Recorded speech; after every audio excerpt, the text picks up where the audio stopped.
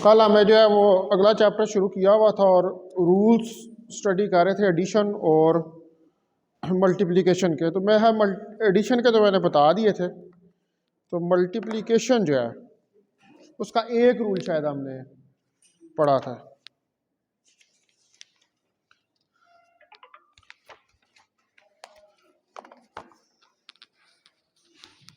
तो rules of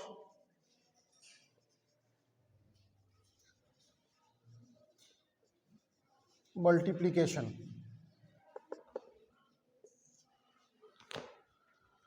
तो इसके अंदर जो सेकंड रूल है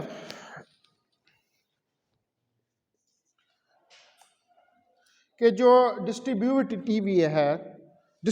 होता है, ये जो स्केलर और वेक्टर्स होते हैं इसमें quantum mechanics with respect to addition, यानी कि आप ये कह सकते हैं कि ए अगर साई प्लस फाई के साथ मल्टीप्लाई हो रहा है स्केलर, तो इसको आप लिख सकते हैं a of psi plus a of phi.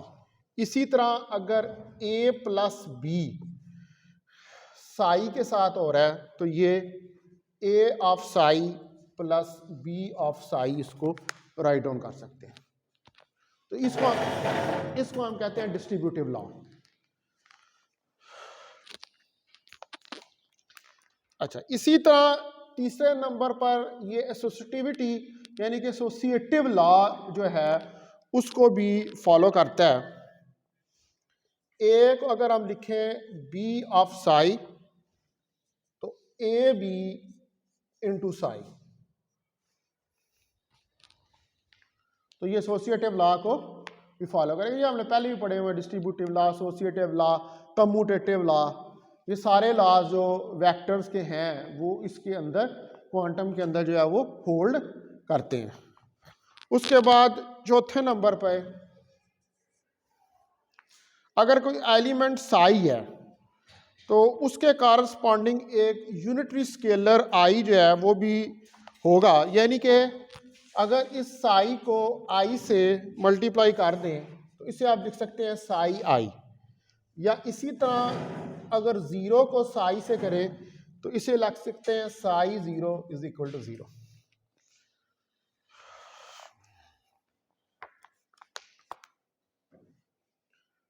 ठीक है जी, तो ये कुछ रूल्स थे जो एडिशन और मल्टीप्लिकेशन के रूल्स हैं इसमें क्वांटम मैकेनिक्स के अंदर। तो तकरीबन ये सिमिलर वही रूल्स हैं जो वेक्टर्स के अंदर आप जिनको यूज करते हैं।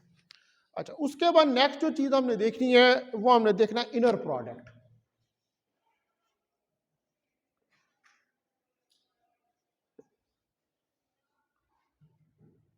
इनर प्रोडक्ट जो है इसको बहुत ज़्यादा इस्तेमाल किया जाता है क्वांटम मैकेनिक्स के अंदर। ठीक है, तो जो 3 डायमेंशंस हैं इसके अंदर हमें 2 किस्म के वेक्टर प्रोडक्ट्स जो हैं उनसे डील करना पड़ता है, जिसमें एक डॉट प्रोडक्ट होती है और एक क्रॉस प्रोडक्ट होती है। ये आप पढ़ चुके हैं। ठीक है, जब वेक्टर्स को आप स्टडी करते हैं तो 2 किस्म के प्रोडक्ट्स, डॉट प्रोडक्ट और क्रॉस प्रोडक्ट को यूज़ करते हैं। तो अब जो आपके पास क्रॉस प्रोडक्ट है ये जर्नलाइज नहीं हो सकती किसी भी वे में अगर आप इसको n डायमेंशनल वेक्टर स्पेस के अंदर ले जाएं। यानी कि जो क्रॉस प्रोडक्ट अगर आप उसको चाहते हैं कि इसको जर्नलाइज करें n डायमेंशनल वेक्टर स्पेस के अंदर, क्योंकि हम जब क्वांटम मैकेनिक्स के अंदर काम करते हैं तो n डायमेंशनल वेक्टर स्पेस के अंदर काम करते हैं। ठीक है, वहाँ पर कोई डायमेंशंस जो होती हैं उनके ऊपर कोई लिमिट नहीं होती है कि आप 2D के अंदर काम करें, आप 3D के अंदर काम करें या 4D के अंदर काम। वहाँ पर n डायमेंशनल स्पेस जो है उस n डायमेंशनल स्पेस के अंदर आप जो है वो वर्क कर रहे होते हैं। ठीक है, तो वहाँ पर आप इस क्रॉस प्रोडक्ट को हम जर्नलाइज उस जगह पर जाकर, यानी कि उस क्रॉस प्रोडक्ट को भी n के अंदर आप जर्नलाइज कर दें तो वो पॉसिबल नहीं है, उसको हम जर्नलाइज नहीं कर सकते। तो इसलिए फिर यहाँ पर जो है वो कंसेप्ट यूज किया जाता है इनर प्रोडक्ट का। ठीक है, अब यहाँ पर हमें चूंकि हम उस क्रॉस प्रोडक्ट को तो यूज कर नहीं सकते हैं, तो फिर हमें क्वांटम मैकेनिक्स में n डायमेंशनल स्पेस के अंदर इनर प्रोडक्ट जो है वो यूज करनी पड़ती है। और इनर प्रोडक्ट जो होती है दो वेक्टर्स की, inner product of two vectors, inner product जो है टू वेक्टर्स की, इसको हम लिखते हैं अल्फा एंड बीटा। इस तरह ये लिखते हैं। तो अगर हम अल्फा और बीटा की इनर प्रोडक्ट लें तो ये अल्फा और बीटा की इनर प्रोडक्ट जो है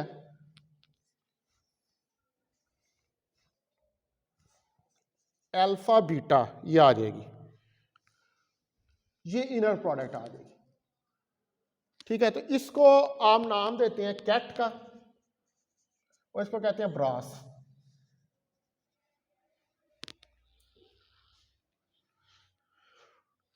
ठीक है, एक इसमें कॉलम वेक्टर होता है और एक इसके अंदर रो वेक्टर होता है। ठीक है, जो ये कैट होती है ये आपके पास जो है, सॉरी ये एक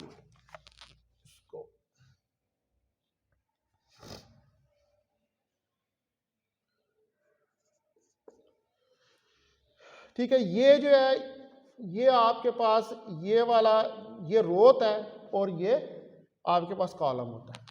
ठीक है, कॉलम मैट्रिक्स रो, यानी कि इनको आप मैट्रिसेस की फॉर्म के अंदर भी जो है वो राइट डाउन कर सकते हैं। अच्छा, अब इसमें आप देखें कि अगर इसको मैं चेंज करूं यहां से, ठीक है, इसकी पोजीशन को, तो बीटा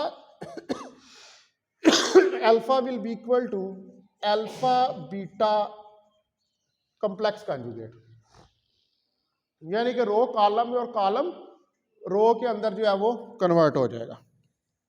अच्छा, इसी तरह अगर हम इनका आपस में लें तो दैट इज इक्वल टू 0। अगर अल्फा जो है वो 0 के बराबर है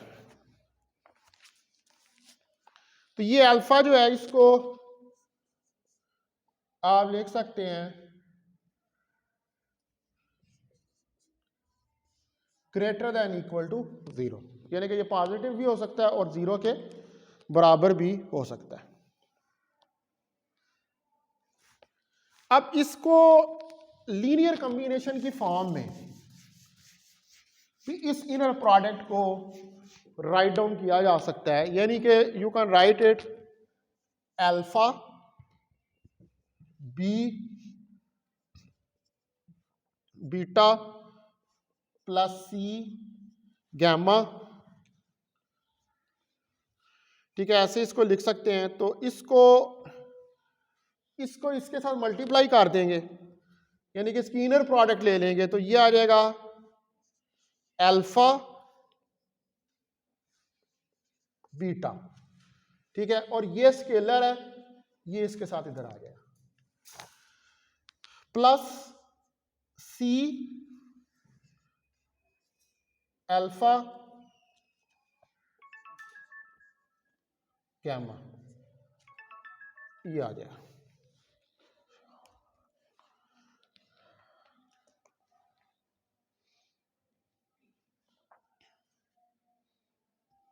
अब ये जो आपके पास वेक्टर स्पेस है, इस वेक्टर स्पेस को you are writing with inner product. ठीक है, इनर प्रोडक्ट लेके तो आप इसको राइट डाउन कर रहे हैं। तो ऐसी वेक्टर स्पेस जो होती है जो इनर प्रोडक्ट के साथ होती है उसको हम इनर प्रोडक्ट स्पेस कहते हैं, यानी कि ये जिसके अंदर आप सारा वर्क कर रहे हैं ये इनर प्रोडक्ट स्पेस है। अ वेक्टर स्पेस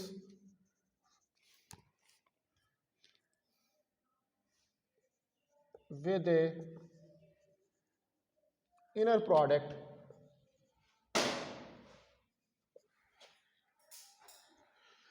तो जो वेक्टर स्पेस है इनर प्रोडक्ट के साथ इज कॉल्ड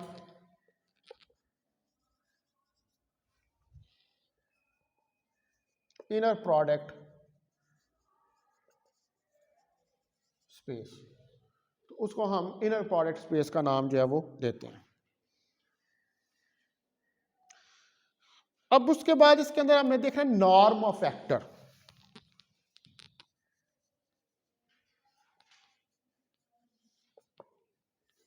ये सारी फार्मूलिज्म हमने समझनी है कि किस किस तरह हम जो है इन स्पेसेस के अंदर वर्क डाउन करते हैं। तो नॉर्म ऑफ वेक्टर जो है ये अगर आप इनर प्रोडक्ट लें किसी भी वेक्टर की उसके साथ ही विद इटसेल्फ, यानी कि अगर अल्फा आपके पास एक वेक्टर है और उस अल्फा की आप अल्फा के साथ ही इनर प्रोडक्ट ले लें तो ये एक नॉन नेगेटिव नंबर बनेगा। यानी कि नॉन नेगेटिव का मतलब है कि एक पॉजिटिव नंबर होगा, क्योंकि जब आप स्क्वायर लेते हैं तो स्क्वायर क्या होता है, पॉजिटिव ही होता है, हमेशा वो नेगेटिव तो नहीं होता। तो वो एक पॉजिटिव नंबर बन जाएगा और वो रियल होगा और इसको हम कहेंगे कि ये नॉर्म ऑफ वेक्टर है। यानी कि इसको अगर हम राइट डाउन करें तो अल्फा अल्फा, ठीक है, इसके साथ आपने इनर प्रोडक्ट जो है वो ले लिया, इसको राइट डाउन करें ये अंडर रूट में आ जाएगा और अल्फा ये, इसको हम कहते हैं norm of vector, norm of vector. और ये एक non negative, it is a non negative real number, और ये एक नॉन नेगेटिव रियल नंबर है।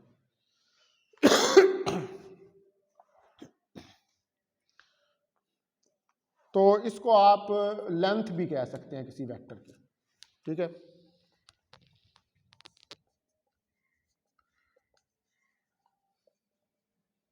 known as the length of a vector, तो इसको आप लेंथ ऑफ वेक्टर भी कह सकते हैं। उसके बाद होता है नॉर्मलाइज्ड वेक्टर, यानी कि यही जो नॉर्म जिस वेक्टर की ली है इसको आप नॉर्मलाइज कर सकते हैं। यानी कि इसका अगर आप आपस में इनर प्रोडक्ट लें और वो इनर प्रोडक्ट जो है वो 1 के बराबर आ जाए तो फिर वो वेक्टर क्या हो जाएगा, नॉर्मलाइज्ड हो जाएगा, ठीक है। तो नॉर्मलाइज्ड वेक्टर, आप इनर प्रोडक्ट लें और इनर प्रोडक्ट लेने के बाद यानी कि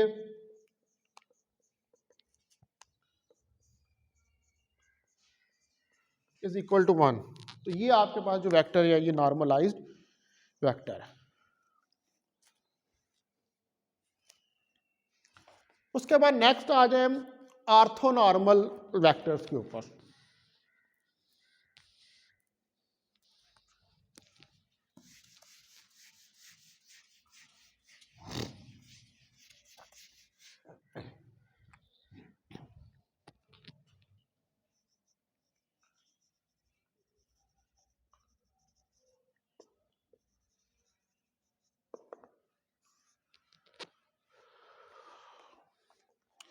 तो दो ऐसे वेक्टर्स के जिनका इनर प्रोडक्ट 0 हो उनको हम कहते हैं ऑर्थोगोनल।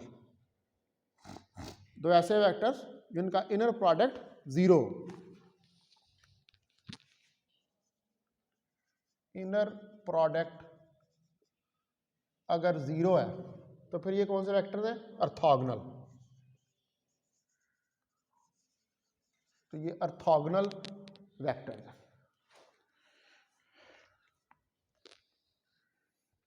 तो अगर हम इस ऑर्थोगोनैलिटी कंडीशन को नॉर्मलाइज वेक्टर्स के लिए यूं लिखें कि alpha i alpha j delta I j, तो ये जो है पूरा इसको हम कहते हैं is known as orthonormal set. Orthonormal set इसलिए है कि अगर आई जे के बराबर है, ठीक है, अगर if i is equal to जे तो डेल्टा आई आई 1 के बराबर होगा, तो ये नॉर्मलाइज्ड हो जाएगा। यानी कि इसको क्या आप कहेंगे, alpha I is equal to 1। लेकिन अगर आई जो है इज नॉट इक्वल टू जे तो फिर delta I J will be equal to 0। तो ये हो जाएगा alpha J is equal to 0। तो ये ऑर्थोगोनल हो जाएगा। तो जब 0 होता है तो ऑर्थोगोनल होता है, जब 1 होता है तो नॉर्मल होता है, तो मिला के इसको क्या कहते हैं, इस पूरी कंडीशन को ऑर्थोनॉर्मल।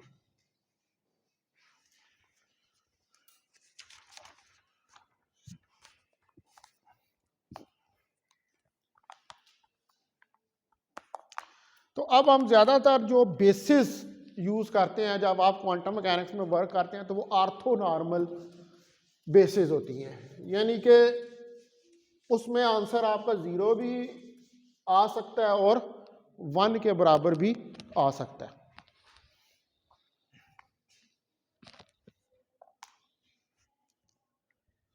तो अब आप सपोज करें कि इनर प्रोडक्ट जो है दो वेक्टर्स का अल्फा और बीटा, इसको मैं राइट डाउन करता हूं कि ये जो है A1 स्टार, ठीक है, इसके कोई हैं कंपोनेंट्स, वो A के साथ ले लें, इसके कंपोनेंट्स B के साथ ले लें, तो ये कम्प्लेक्स कॉन्जुगेट है, ठीक है। तो इसका क्या हो जाएगा, A1 star B1 plus A2 star B2 up to so on AN star BN।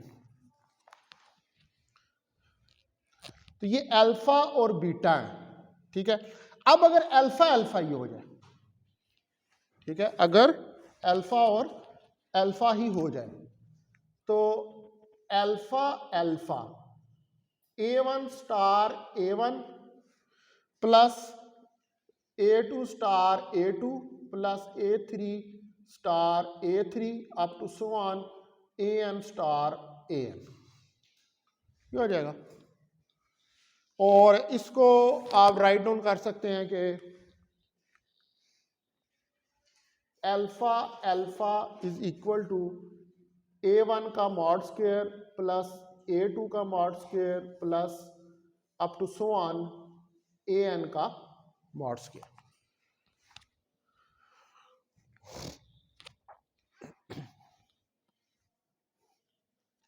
तो इसका मतलब है कि अब इसके अंदर ये जो कंपोनेंट्स है A1 A2 A3, इनको अगर हम जनरलाइज फॉर्म के अंदर राइट डाउन करें, तो आप इसको लिख सकते हैं कि A of I E of I alpha, ये कंपोनेंट्स आ रहे हैं आपके पास। अब ये जो आपके पास रिजल्ट्स हैं, ये इन फार्मूलों से मिलते हैं जो वेक्टर्स के अंदर आप यूज करते हैं,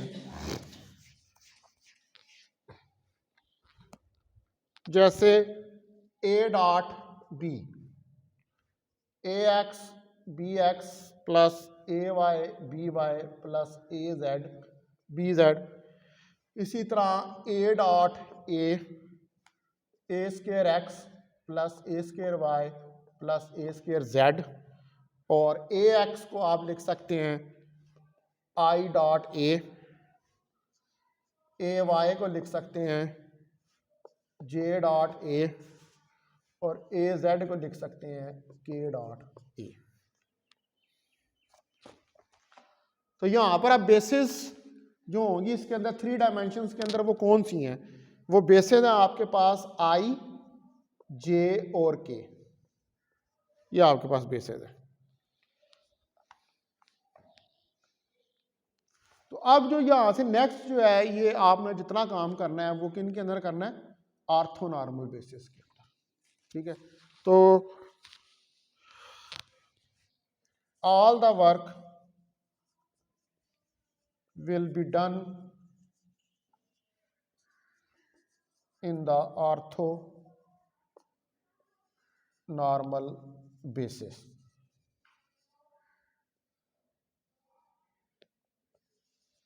तो अभी जो सारा काम आगे होगा वो किन बेसिस में होगा, ऑर्थोनॉर्मल बेसिस के अंदर होगा,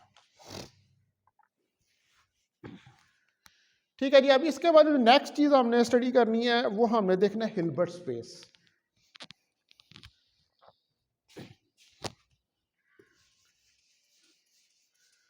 तो बेसिकली वैसे इसकी जो डेफिनेशन की जाती है हिल्बर्ट स्पेस की, इसको कहा जाता है कि ये एक एन डायमेंशनल स्पेस है।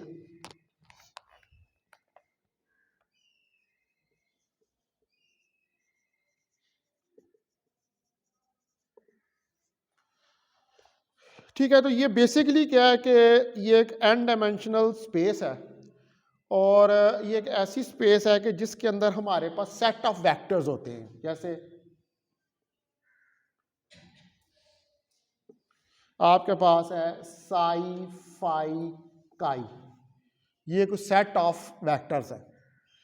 ठीक है, और ये सेट ऑफ वेक्टर्स जो हैं इनके साथ सेट ऑफ स्केलर्स भी हैं, और वो सेट ऑफ स्केलर्स जो हैं वो क्या हैं, वो ए बी और सी, ये कुछ सेट ऑफ स्केलर्स हैं। ये वेक्टर्स हैं, ये साथ में स्केलर्स हैं। अब ये जो दो सेट्स हैं इसके अंदर हिल्बर्ट स्पेस में, जो कि एक n डायमेंशनल स्पेस है, और एक बात याद रखें कि ये हिल्बर्ट स्पेस जो होती है ये बेसिकली इसलिए कंस्ट्रक्ट की जाती है या इसको इमेजिन किया जाता है कि जितना क्वांटम का अलजबरा है, यानी कि क्वांटम के अलजबरे को कंस्ट्रक्ट करने के लिए आप क्वांटम का अलजबरा जो आम यूक्लिडियन स्पेस के अंदर नहीं कर सकते। ठीक है, वो जो यूक्लिडियन स्पेस आप आई जे के वाली यूज़ करते हैं उसके अंदर नहीं क्वांटम का अलजबरा होता, तो उसके लिए ये ख़ास स्पेस जो है हाइपोथेटिकल इसको इमेजिन किया जाता है, और फिर इस स्पेस के अंदर जो है वो सारी ऑपरेटर्स को या पूरा जो क्वांटम का अलजबरा है उसको किया जाता है। तो बेसिकली ये क्वांटम का मैथमेटिक्स करने के लिए एक स्पेस जो है उसको डिज़ाइन किया जाता है। ठीक है, और इसके अलावा और कोई इसकी फिजिकल सिग्निफिकेंस नहीं है कि वो पूरा, चूंकि वो उस अलजबरे को आप नहीं कर सकते हैं आम यूक्लिडियन स्पेस के अंदर, तो लिहाजा उसके लिए फिर हमें जो है वो हिल्बर्ट स्पेस जो है वो रिक्वायर्ड होती है। अब ये हिल्बर्ट स्पेस जो है ये कुछ प्रॉपर्टीज जो हैं उनको फॉलो करती है। तो उसमें पहली प्रॉपर्टी हम देखते हैं कि जो हिल्बर्ट स्पेस है, अच्छा हिल्बर्ट स्पेस जो होती है इसको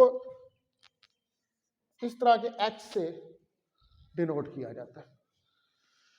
ठीक है, तो H इज लीनियर स्पेस।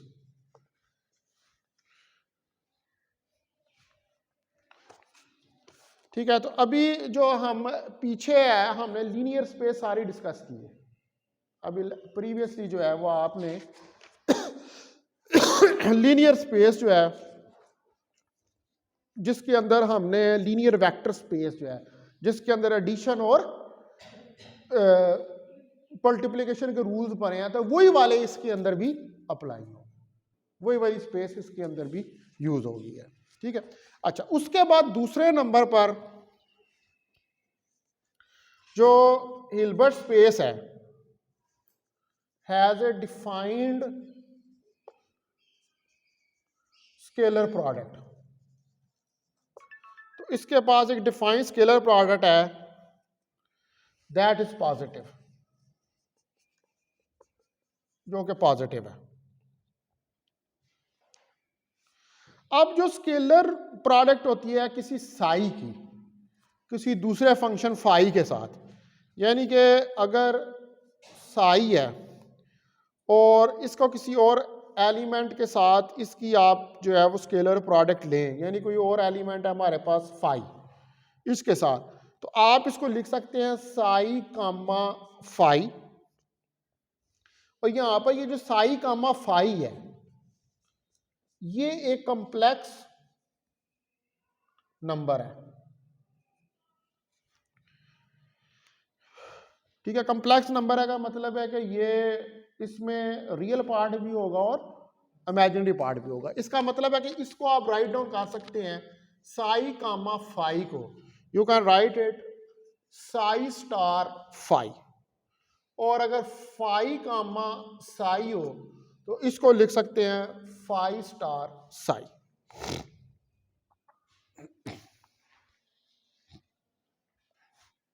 ठीक है जी, तो अब ये क्या है, ये एक स्केलर प्रोडक्ट है जो हमने यहां पर राइट डाउन की है।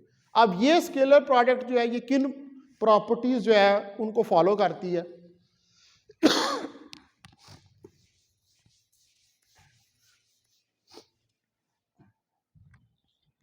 वो प्रॉपर्टीज जो है वो देखते हैं हम। अब अगर स्केलर प्रोडक्ट हम लें साई और फाई की, साई एंड फाई, इसकी स्केलर प्रोडक्ट लें और ये इक्वल होगी आपके पास जो कम्प्लेक्स कॉन्जुगेट है, यानी कि psi comma phi is equal to phi comma psi star.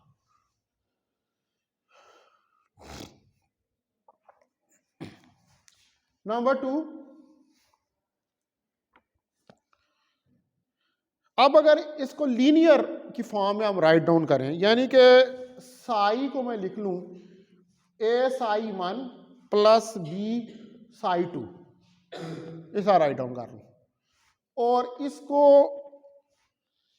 Phi के साथ लूं इसकी प्रोडक्ट, तो a psi 1 plus b psi 2 is equal to a phi psi 1 plus b phi psi 2, इस तरह लिख सकता हूं।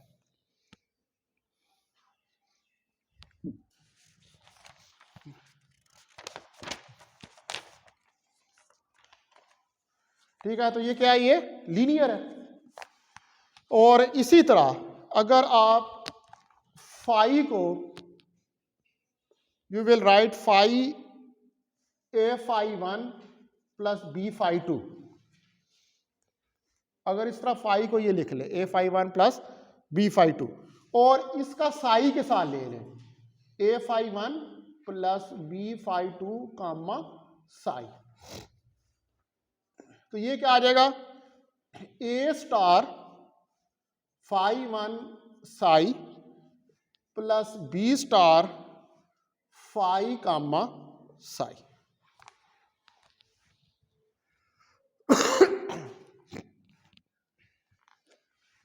ठीक है जी। अब अगर इसी का स्केलर प्रोडक्ट ले लें किसी वेक्टर साई के साथ ही, ठीक है, इसकी third property psi comma psi, तो that is equal to psi mod square is greater than equal to 0।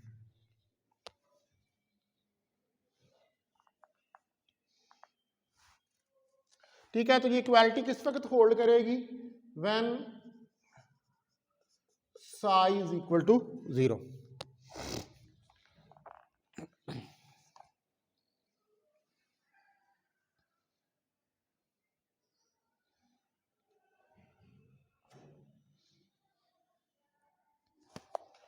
उसके बाद इसकी जो नेक्स्ट प्रॉपर्टी है,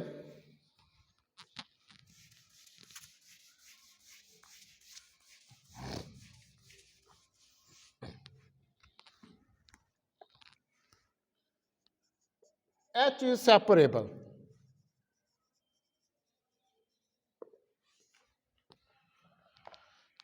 तो यहां पर एक Cauchy sequence, Cauchy Riemann sequence हमने पढ़ा हुआ है मैथमेटिकल फिजिक्स में, ठीक है ना। तो ये वही काशी सीक्वेंस जो है, इसको यहाँ पर हम यूज कर रहे हैं कि साई एन इसमें बिलोंग करता है इस एच के, तो N 1 2 up to so on. ठीक है, यानी कि यहाँ पर ये साई इस जो ये वाला हिल्बर्ट स्पेस है इसको जो है वो बिलोंग कर रहा है, और जब ये इसके बिलोंग कर रहा है तो इसमें जो एप्सिलॉन है ये ग्रेटर देन 0 है। इसका मतलब है कि अगर ये ग्रेटर देन 0 है तो ये पॉजिटिव है, तो फिर psi minus psi N is less than epsilon, और n जो है यहाँ पर 1 2 3 आप जो भी इसको लिख लें, साई 1 आ जाएगा, साई 2 आ जाएगा, वो जितने भी होंगे वो इससे लेस होंगे, साई 1 साई माइनस साई 2,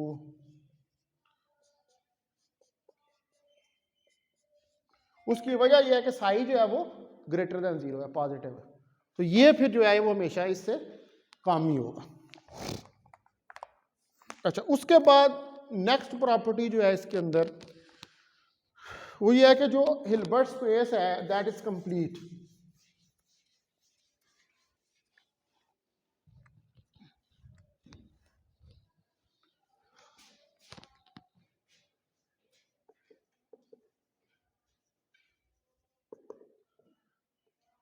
ये डी इसकी प्रॉपर्टी है। ठीक है, तो जो क्वाशी सीक्वेंस जो हमने लिया अभी C N belongs to H, ये कन्वर्ज करता है to an element of H, यानी कि इसकी कन्वर्जेंस हो जाती है। तो जब ये कन्वर्ज करता है तो फिर लिमिट आप ले लें N M goes to infinity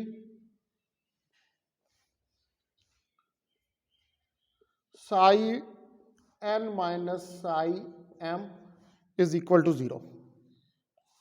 ठीक है, अब ये कंप्लीट हो गया because it is equal to 0 not less than, ये 0 के बराबर आ रहा है। तो इसका मतलब है कि अगर लिमिट यहां पर हम ये ले लें कि n गोज टू इंफिनिटी, एक यूनिक लिमिट ले लें, तो फिर भी साई माइनस साई एन जो है that will be equal to 0। तो ये कंप्लीट होगा फिर इस केस के अंदर।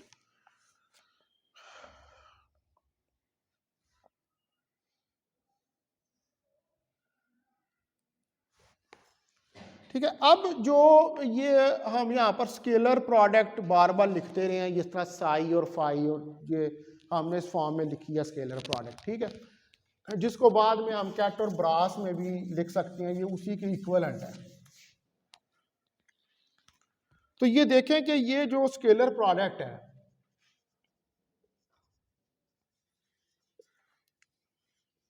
फाई और साई, इसमें फैक्टर साई जो है वो बिलोंग करता है हिल्बर्ट स्पेस को। साई बिलोंग टू एच, ये हिल्बर्ट स्पेस को बिलोंग करता है, और जो फाई है ये बिलोंग करता है to dual Hilbert space D.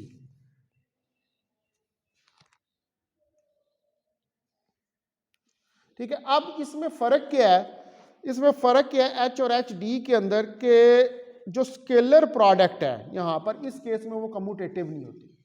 अगर स्केलर प्रोडक्ट कम्यूटेटिव होती तो फिर हमें दूसरी ड्यूअल हिल्बर्ट स्पेस की जरूरत नहीं थी, फिर वो एक ही हिल्बर्ट स्पेस के अंदर आप काम जो है वो कर सकते हैं, क्योंकि ये वेक्टर प्रोडक्ट जो स्केलर प्रोडक्ट है यहां पर ये कम्यूटेटिव नहीं है। Psi phi is not equal to psi comma phi, क्योंकि यहां पर क्या आ जाता है, जब इसको आप खोलते हैं तो स्टार आ जाता है, कॉम्प्लेक्स कॉन्जुगेट आ जाता है। तो जब आप कॉम्प्लेक्स कॉन्जुगेट आता है तो फिर आपको दूसरी हिल्बर्ट स्पेस के अंदर जाना पड़ता है, फिर आप उसी हिल्बर्ट स्पेस के अंदर वर्क नहीं कर सकते। ठीक है, इसलिए फिर एक जो है वो बिलोंग करता है इसको एच को, और दूसरा जो है वो ड्यूअल हिल्बर्ट स्पेस को बिलोंग करता है।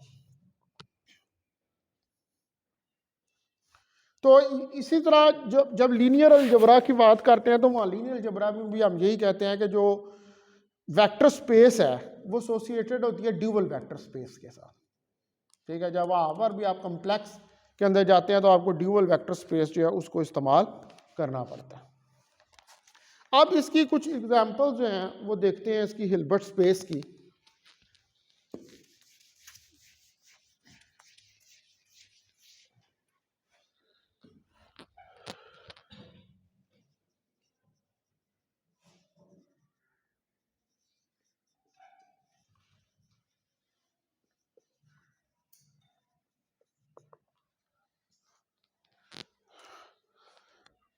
तो इसकी जो एग्जांपल हैं उसमें जो लीनियर स्पेस हैं वही हमारे हिल्बर्ट स्पेस हैं, और इसके अंदर जो discrete set of base vectors है और अदर जो है वो कॉन्टीन्यूस बेसिस है, यानी कि कुछ डिस्क्रीट बेसिस भी होंगी और कुछ कॉन्टीन्यूस बेसिस भी होंगी। तो पहली एग्जांपल आप देखिए इसकी कि हमारे पास 3 डायमेंशनल जो यूक्लिडियन वेक्टर स्पेस होती है उसके अंदर जो हमारे पास 3 लीनियर इंडिपेंडेंट वेक्टर्स होते हैं उनको हम डिनोट करते हैं किससे, आई जे और के से। ये 3 डायमेंशन के अंदर ये वाले हमारे यूक्लिडियन में होते हैं। तो जो कोई भी वेक्टर है यूक्लिडियन स्पेस के अंदर उसको आप फिर यूं लिख सकते हैं A1 I unit vector, A2 J unit vector, A3 के यूनिट वेक्टर। यहाँ पर A1 A2 और A3 जो है ये क्या है, ये कंपोनेंट्स हैं किसके, इस वेक्टर A के। यानी कि आप इसको ये भी कह सकते हैं AX, AY, AZ। ठीक है, तो ये 3 कंपोनेंट्स हैं इसके इस 3D के अंदर। तो ईच कंपोनेंट जो है उसको आप डिटरमिन कर सकते हैं by taking the scalar product of A with corresponding base vector. अब वो कॉरस्पॉन्डिंग बेस वेक्टर कौन सा है, A1, A2 और A3, ये कॉरस्पॉन्डिंग बेस वेक्टर्स हैं। तो आप इसको लिख सकते हैं A1 I dot A, A2 J dot A, A3 K dot A। तो इस तरह इनको आप कैलकुलेट जो है वो कर सकते हैं। अब ये जो स्केलर प्रोडक्ट होती है यूक्लिडियन स्पेस के अंदर, ये रियल होती है और सिमेट्रिक होती है। और जो नॉर्म होता है इसका स्पेस के अंदर, उस नॉर्म की जो लेंथ है A is equal to A के बराबर होती है, उस वेक्टर की लेंथ जो नॉर्म है। तो अब अगर यहां पर ये जो वेक्टर है आपके पास, इसको अगर मैं कहूं कि A1I plus A2J plus A3K 0 के बराबर है, ठीक है, ये सारे जो हैं ये 0 के बराबर है, तो फिर इसका मतलब है कि A1, A2, A3 ये भी सारे 0 के ही बराबर होंगे। ठीक है, तो इसका मतलब है कि अगर ये सारे 0 हैं इसके अंदर, तो I, J और K ये क्या है, ये लीनियर कॉम्बिनेशन है, क्योंकि आपने इसको ये लीनियर कॉम्बिनेशन की फॉर्म में राइट डाउन किया। अगर तो ये ना सारे को वो है ही आगे 0 के बराबर है, तो इसीलिए A1, A2 और A3 भी 0 हैं। अगर 0 के बराबर ना होता तो फिर ये लीनियर कॉम्बिनेशन ना बनता, क्योंकि इसके जो तीनों साथ कंपोनेंट्स आ रहे हैं वो लीनियर कॉम्बिनेशन बना रहे हैं। अच्छा, उसके बाद इसकी जो ये तो होगी इसकी फर्स्ट एग्जांपल कि ये सारा जो है आप यूक्लिडियन स्पेस के अंदर, जिस तरह यूक्लिडियन स्पेस के अंदर हम वर्क डाउन करते हैं, उसी तरह हिल्बर्ट स्पेस में भी वर्क किया जाता है। दूसरा ये है, इसकी सेकंड एग्जांपल है कि ये पूरी स्पेस जो है वो कॉम्प्लेक्स फंक्शन है। ठीक है, यानी कि ये जो पूरा फंक्शन है साई ऑफ एक्स, ये कॉम्प्लेक्स है। तो इस स्पेस की जो डायमेंशन है, मैंने आपको शुरू में कहा कि ये n डायमेंशनल होता है, तो इसका मतलब है कि ये जो डायमेंशन है इस स्पेस की वो इनफाइनाइट है, और इसके अंदर infinite number of linear vectors होंगे। अगर इनफाइनाइट स्पेस है तो फिर infinite number of linear vectors जो हैं वो होंगे। ठीक है, तो द डायमेंशंस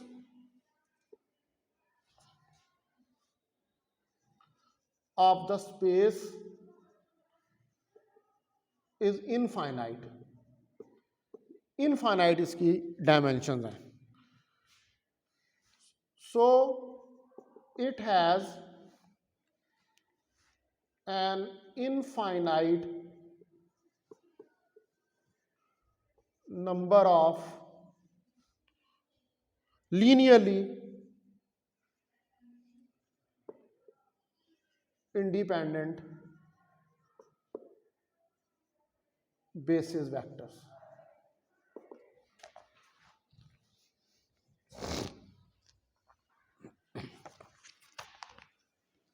और जाओ सर, आ जाओ, हो गया कंप्लीट सर, ये तो कभी भी कंप्लीट नहीं हो सकता, तुम आओ।